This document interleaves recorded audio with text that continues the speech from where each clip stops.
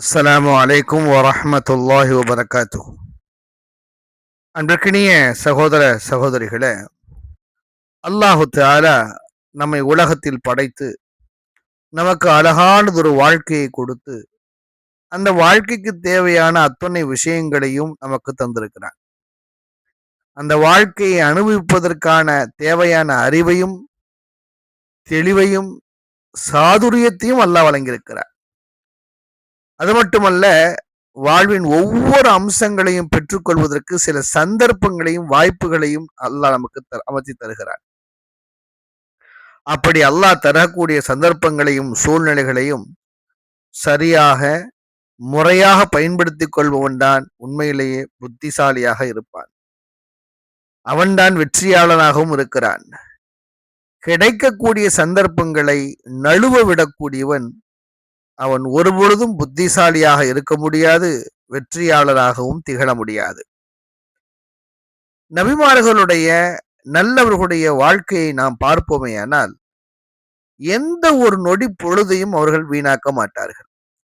சந்தர்ப்பம் கிடைக்கும் போது அதை பயன்படுத்திக் கொள்வார்கள். நபி யூசுப் அலைஹிஸ்ஸலாத்து வஸ்ஸலாம் அவர்கள் சிறைச்சாலையிலே இருக்கிறார்கள். 2 மனிதர்கள் கனவுக்கு விளக்கம் கேட்டு வருகிறார்கள். கனவுக்கு விளக்கம் சொல்லும் முகமாக அந்த சந்தர்ப்பத்தை பயன்படுத்தி கொண்டு அந்த மனிதனுக்கு தௌஹீதை பற்றி சொல்லுகிறார்கள். சிறையில் இருப்பது எவ்வளவு கஷ்டம், எவ்வளவு மன அழுத்தத்திலே இருப்பார்கள். சிறை கைதிகளை பொறுத்த வரைக்கும் அவர்கள் கடுமையான மன அழுத்தத்திலேயும் கடுமையான வழியிலேயும் அவர்கள் இருப்பார்கள். அந்த நிலையில் இருக்கக்கூடிய யூசுப் அலைஹிஸ்ஸலாம் அவர்கள் கூட வந்து கேட்கிறார்கள். 12வது அத்தியாயம் 39வது வசனத்தில் அல்லாஹ் பதிவு செய்கிறார், சிறைக்கூடத்தில் இருக்கும் என் இரு தோழர்களே, ஒரு சக்தியுமற்ற மாறுபட்ட பல்வேறு தெய்வங்கள் நன்றா, அல்லது அனைவரையும் அடக்கி ஆளுகின்ற ஒரே இறைவனாகிய அல்லாஹ் ஒருவனே சிறந்ததா?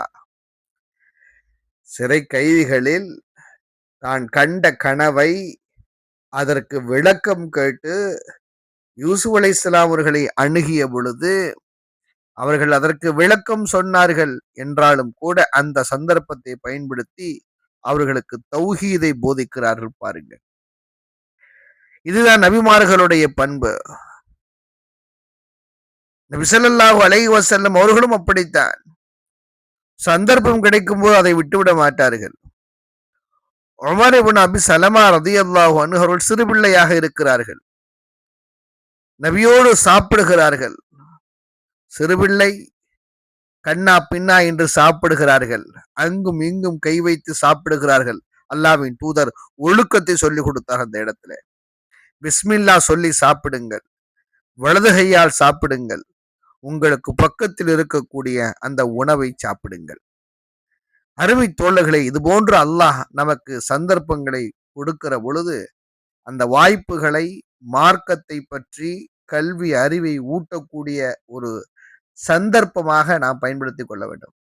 எத்தனையோ சமயங்களில் ஒன்று கூடி இருக்கிறோம். ஒன்று கூடி எதிர்பார்த்து கொண்டு இருக்கக்கூடிய அந்த சூழ்நிலையில் அந்த நேரங்களை பயன்படுத்தி கல்வியை பரப்ப வேண்டும். மார்க்க விஷயங்களை பரிமாறிக்கொள்ள வேண்டும். ஆக நேரங்கள் கிடைக்கிற பொழுது, சந்தர்ப்பங்கள் கிடைக்கிற பொழுது அந்த வாய்ப்புகளை நாம் பயன்படுத்திக் கொள்வோம்.